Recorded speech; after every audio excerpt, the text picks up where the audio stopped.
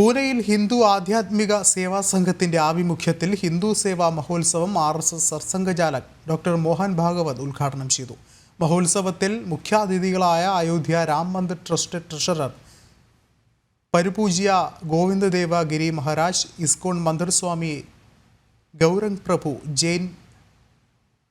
ജൈൻ മുനി ജ്യോതി രത്നം ലംബേഷ് മുനി മഹാരാജ് മുഖ്യാതിഥികളായി.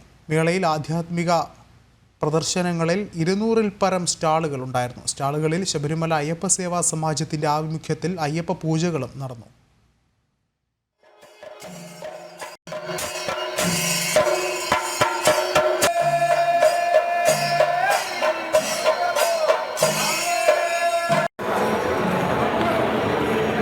महेश जी सूर्यवंशी, अपने राधेश्याम जी अग्रवाल, डॉक्टर